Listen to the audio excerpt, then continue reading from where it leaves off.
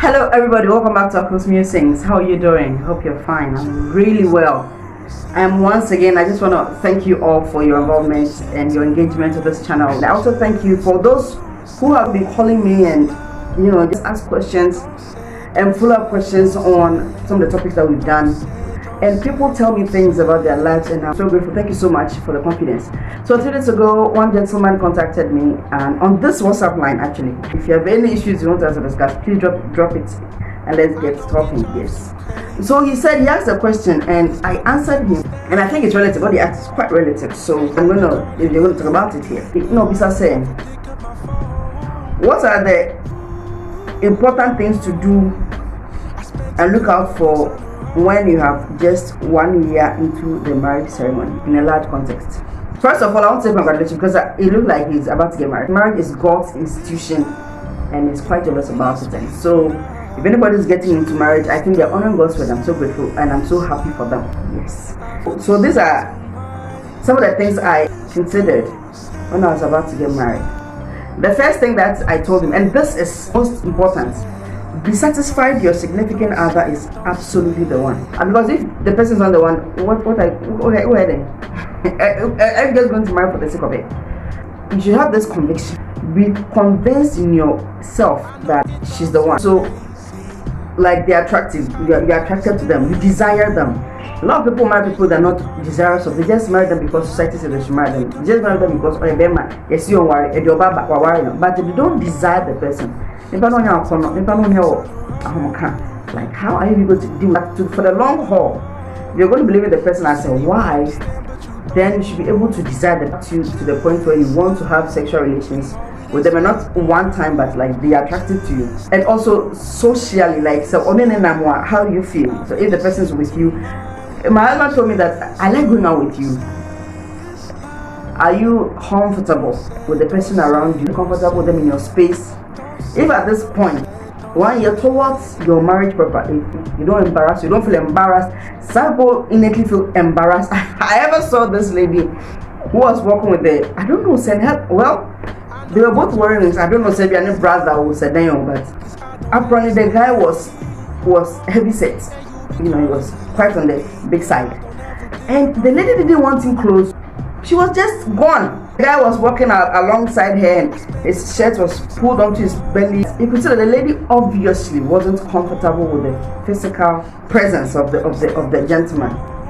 It was so obvious. People were like, if you didn't want him, why did you marry him? If he's so embarrassing to you, why are you walking around? Like, why do you? It was so obvious that the girl was just embarrassed. And if you're comfortable with the person socially, that's also a very good thing. Yeah, because for better for worse, they're going to be in your space 24/7. I should be sure that she's enough for you, so that you are able to forsake all others and stick to her for the rest of your life because she's enough. Then the next thing you should do, that you should look out for as a man, is that you are going to be a breadwinner. Being a breadwinner is not a joke. So you should make sure that you have paying steady job. It could be your own job that you have set up, or it could be in the employment of another person. Whichever it is, it should be something that is steady, which gives you income at the end of the month or whatever, that it gives you enough money with which you can use to take care of your home. Because you're going to, as much as the woman might have money to take care of herself, there are some things it is prudent, it's best that the husband does if you want to maintain your respect. The basic bills, let the woman know that you're in charge financially and you're able to provide. When you're able to do that, you realize that your wife gives you a lot of respect, because you still are. They know that if push comes to shove, I have a man who is able to provide for me, and it's no mean joke. Especially when the children start coming, you understand that winning bread is bread indeed. Also, you should have a comfortable enough place where you stay as a man who is bringing another person to live with you, and which is also far away from external family influence. By external family influence, I mean parental influence, sibling influence, in-law influence, friends, and all those things. Like, live in a place where you have your privacy, where you will not be externally influenced in the area of forming your own identity. You do not have people's voices coming from different countries as to how you're supposed to bring up your family. I mean, if you live in your parents' house as a man at this point where you're about to get married, then maybe you should think of relocating, get your own place. especially when your family members are like every day, all day in your space. Otherwise, you won't get time to form your own identity and find yourselves as a couple. The next thing you should also look out for is that you should have by now agreed on your family size. You should know how many children you want to have. It's very important that you agree on it, and you know that we sing a bell in tandem with the resources that we have available to us. You should know when and how many people can visit you, especially from the family side, and how long they can stay. You should have that set, and people shouldn't visit you from every quarter. And like how well you are prepared to accommodate people coming to visit, from family members, from friends, and all the support. Then also you should know everybody's long and short-term goal, and the financial commitments that come with them. You should be aware that this my lady has this goal that she wants to attain. Maybe she wants to complete education, maybe she wants to start something. This my gentleman wants to probably travel outside the country for further studies, or maybe just start up something when we eventually quit his current job and go find something. Like, make sure that you are aware of the goals, of the short and long-term goals of each other, and the financial commitments that are attached to them, so that they don't become like shock to you once you're married. I know of this story where the lady and a gentleman, they got married, and then one day the woman got up and realized that the husband had gone to withdraw all the money that they had saved, and he had used it to set up like a ready to go eatery, a kiosk in front of their house. He started doing food. The man, or not the woman, and the woman was not aware. That was enough to cause a lot of rife in the family, because the woman didn't know. And it's so financially committing. So I'm just saying that at this point, 1 year into your marriage, you guys should know your long-term and short-term goals, how much financial investments will go into that, and come to terms with it, so that when you start, you know how to put your finances together towards that goal. In Africa, Ghana has any elsewhere in Africa, the marriage itself actually is the traditional marriage. Both families sit together and agree to accept formally the relationship status of their children, such that now they can have children together and be a legitimate unit. Now with that, you should decide the type you want. Some people want to go flashy, elaborate, and invest so much money into it because whatever, maybe they can afford it. Others also do because of the pressure and the trend.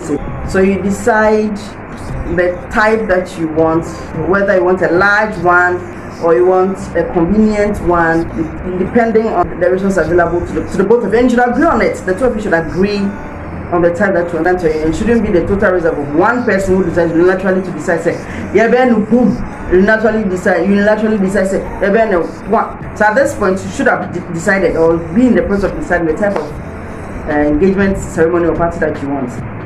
And then also decide the type of wedding. You should by now be deciding the type of wedding you want to have. If you want to have a large wedding, convenient wedding, depending on the resources available. Don't go cutting your food above your size that you'll be found, because a lot of people put pressure on themselves after wedding, because they have to fulfill the obligation of paying debts which they've accumulated during the wedding time. Don't bow down to any pressure trying to impress you, but nobody really cares. Right after the wedding, will be a coffee.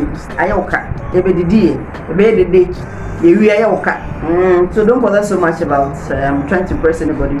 As much as it's within your budget limits, put together a wedding that you would go home and be comfortable right afterwards. Nobody cares. The next week they jump to the next available wedding. Then also you have to now pick a date and venue for the white wedding. Settle on which dates, of course, and the venue dependent on your budget available for spending at the time. Then the clothing you'd wear for you, the man, and then for the lady. Imagine the both of you agree. However, you're going to go about this, pulling resources together to facilitate the acquisition of the clothes.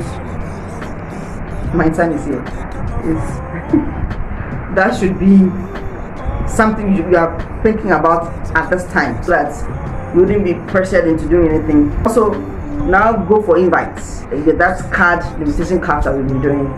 Find somebody by this time who'll be doing them for you. So, and then also go for planners. Once again, go for planners who are within your affordability range. Yes, sir. And then your honeymoon destination. You should be thinking of where you have your honeymoon.